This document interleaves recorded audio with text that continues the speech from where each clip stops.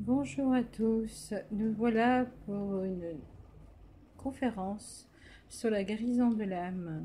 Notre dernière vidéo n'était pas tout à fait, on va dire, telle que j'aurais voulu qu'elle soit. Donc, il y a certains changements que j'ai effectués aujourd'hui pour vous rendre, on va dire, la lecture plus agréable. N'hésitez pas à mettre le petit pouce que vous avez aimé et à vous abonner à notre chaîne afin de gagner un peu plus d'abonnés et puis de vous faire découvrir plus de choses. Si je suis là aujourd'hui, c'est surtout pour vous faire découvrir ce livre qui va paraître des éditions et des livres et qui sera disponible sur et des livres pour vous personnellement. C'est la guérison de l'âme, changez votre mode de pensée. Donc pourquoi devons-nous travailler sur nous? Pourquoi devons-nous faire tout un travail? Donc comme je vous explique, j'espère que ce message vous sera utile, que en retraçant le peu d'expérience que je vais expliquer lors de cette mini-conférence, c'est en qualité d'être humain que je viens vers vous et non en qualité de marketing comme certains peuvent le faire. En quelques lignes, je veux vous expliquer en quoi le fait d'être un petit peu dans l'hindouisme, un petit peu dans le bouddhisme zen, dans le, on va dire, parce que je ne suis pas aucune orthodoxe pour catholique ou quoi que ce soit, c'est pas mon maître mot. De toute petite, j'ai appris à... J'ai pas appris, on va dire, c'est venu comme ça. Je voyais, étant enfant, les esprits, les entités.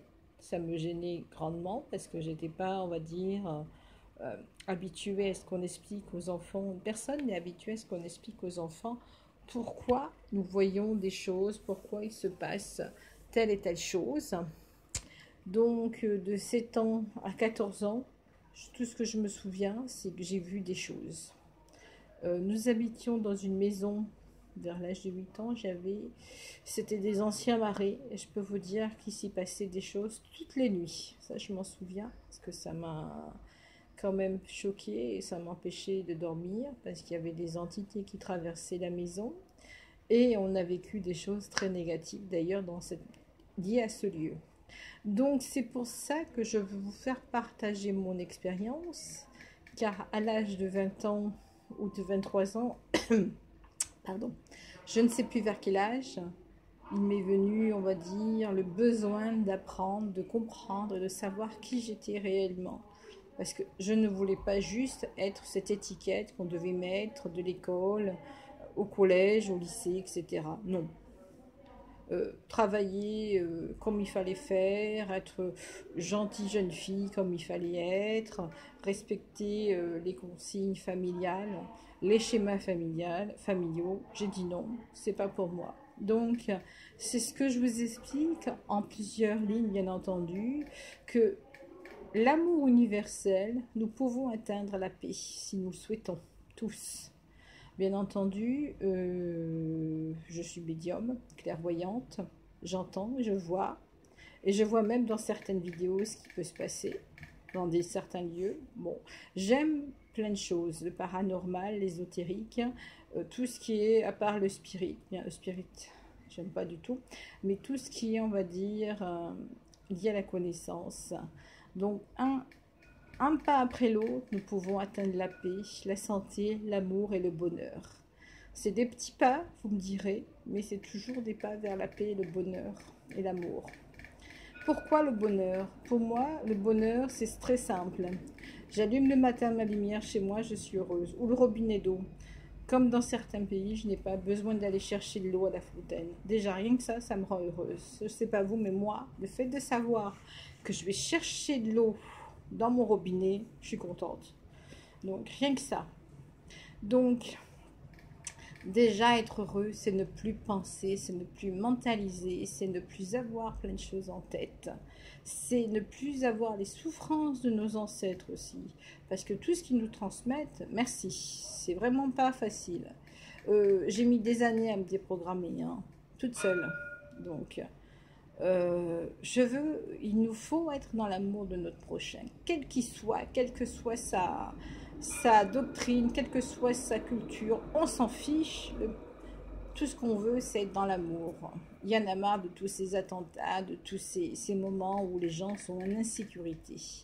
Donc, c'est pour ça que je viens ici maintenant. Donc, j'ai cherché depuis des longues années, ça fait des longues années, on va dire, depuis l'âge de 20 ans, j'ai cherché à définir les mystères de l'âme. Et aujourd'hui, je me rends compte que tout ce que j'ai gardé en moi, tout ce que j'ai appris, il est temps que je le rende l'appareil. Trop de gens sont dans la souffrance, ça je l'ai vécu, je l'ai vu dans des conférences, lors de déplacements chez les gens. Donc, vous passez la journée à lutter, rien qu'en pensant à vos problèmes. Vous allez à votre travail, vous pensez à vos problèmes. Vous vous rendrez à la maison, vous pensez à vos problèmes. Il peut être financier, il peut être souci de santé, il peut être de famille, il peut être les enfants, ça peut être les parents, ça peut être plein de choses. Mais en général, vous allez au travail, vous pensez à ça. Vous rentrez à la maison, vous pensez à ça. Vous vous couchez, vous pensez à ça. Donc, c'est énorme. On part du principe que quand on sait qui on est, on règle ses conflits différemment. D'ailleurs, Thich Nhat Hanh, maître zen bouddhiste, a mis une doctrine, quand on est fâché après quelqu'un, comment lui dire, comment lui parler, comment lui enseigner. Je suis fâché après toi, il s'est passé telle chose. Même Lise Bourbeau aussi le fait. Et ça marche bien. Ça permet de dire à une personne: écoute, je suis fâchée après toi parce qu'il s'est passé ça. Je t'en veux pas, mais j'ai besoin de te le dire et j'ai besoin de te pardonner pour avancer. Mais ne va pas te chercher querelle avec toi. Cherche à comprendre ce qui s'est passé en toi. Et une fois que vous avez réglé, comme dit Lise Bourbeau, ces conflits en vous, vous améliorez et vous évacuez beaucoup de souffrances. Alors bien entendu, les souffrances n'est pas forcément les vôtres, ça peut être celle de vos parents. Alors il y a une belle récitation que dit Thich Nhat Hanh: un lotus pour vous, un futur Bouddha, c'est croire en soi. Moi je trouve ces paroles magnifiques. Donc découvrir qui on est, faire plus que du bien, savoir se reconnecter avec la source divine. Je ne vais pas dire Dieu, je vais dire la source divine. Il y a certainement des athées, il y a certainement d'autres personnes, d'autres, on va dire, cultures. Donc je vais dire la source divine, c'est beaucoup plus spirituel. Donc c'est se reconnecter avec la source divine, avec Gaïa, je veux dire surtout. C'est l'énergie de vie, c'est l'énergie de la vie. C'est la source qui nous donne enfin de vivre incessamment, de pouvoir se dire, il y a quelque chose, mais on ne le comprend pas. Mais il y a quelque chose, ça je le sais. Les signes sont présents autour de nous pour que nous puissions nous connecter à la source. Oui, de toute façon, les signes dans la rue, si on y va, il y a des signes, il y a quelque chose. C'est présent en nous, c'est présent en toi. Donc, ils nous avertissent. Vous sortez, vous allez travailler, vous allez dormir. Vous avez cherché durant des longues années à savoir pourquoi, comment vous débloquez votre vie. Vous en avez marre, vous souffrez, c'est lourd, c'est dur. Vous ne savez pas comment faire pour arriver à être heureux. Voilà. Donc moi j'ai trouvé la solution et je vais vous dire que je suis bien plus heureuse qu'il y a quand j'avais 20 ans, beaucoup plus aujourd'hui. Donc j'ai les informations dont vous avez besoin, j'ai la compréhension. Il est temps de cesser de faire la guerre. L'homme, il n'a pas arrêté de faire la guerre, il n'a pas arrêté de rentrer, on va dire, dans des guerres, dans des institutions d'envahissement, de vouloir montrer, bon, bah, ma religion est mieux que la tienne, etc. Mais on s'en fiche de la religion. C'est pas notre problème, la religion. D'ailleurs, le mot religion est rigide. Voilà, je vais vous dire ça, le mot religion, pour moi, c'est rigide. C'est à bannir. La religion, de toute façon, à un moment donné, dans l'histoire, va être amenée à se casser la figure. Et ça commence d'ailleurs justement dans certaines religions, ça commence. Donc, nous n'avons pas besoin d'être endoctrinés par tous ces bienfaiteurs, soi-disant. Donc, j'ai les informations que vous avez besoin. Et l'homme, comme je vous ai dit, il a besoin d'arrêter de faire la guerre. Il a besoin de créer quelque chose de mieux. Il y a plein de choses à faire sur la Terre. On peut aider un pays plus facilement à se nourrir. Il n'y a pas besoin comme la Chine qui va mettre plein de...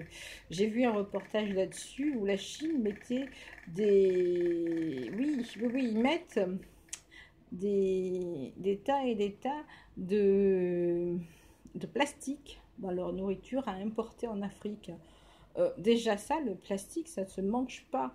Donc comment des êtres humains peuvent mettre du plastique pour que d'autres êtres humains le mangent? Déjà ça, je ne comprends pas. Donc pour moi, ce n'est pas des êtres humains.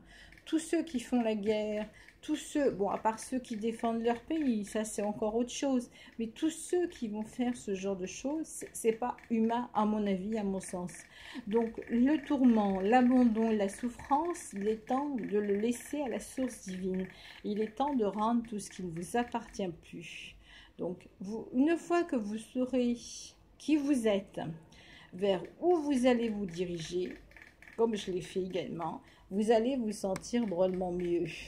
Là, je vais vous mettre un exercice de qui es-tu réellement. Donc, je vous demande de prendre 3 fois votre respiration. Je sais que la vidéo, bon, j'ai pas tellement, on va dire, d'outillage pour ça. C'est pour ça que j'ai mis sur Tipeee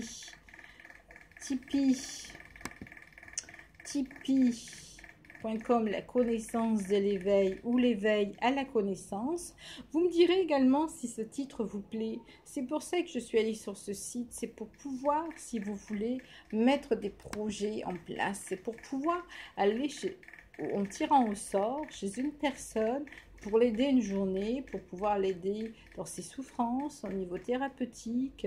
C'est pour pouvoir l'aider sur même au niveau, on va dire, tarot psychologique.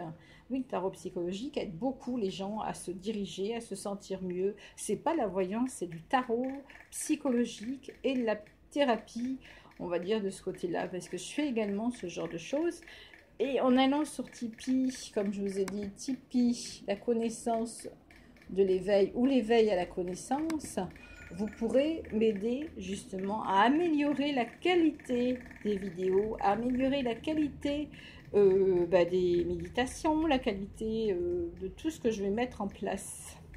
Donc là, on va faire l'exercice. Qui es-tu réellement? Donc, je vais vous demander une première fois de prendre votre respiration. Donc, on reprend sa respiration. On respire avec le ventre. Vous pouvez mettre la main sur le ventre pour sentir que vous respirez. Ensuite, je vais vous demander de reprendre une deuxième respiration. Toujours la main sur le ventre. Et vous allez reprendre une troisième fois votre respiration. Et vous allez vous installer confortablement. Et vous allez décompter de 20 à 0. Là, on est à 20, 19, 18. C'est comme si vous descendez des escaliers. 17, 16, 15, 14, 13, 11, 12, 10, 9, 8, 7, 6,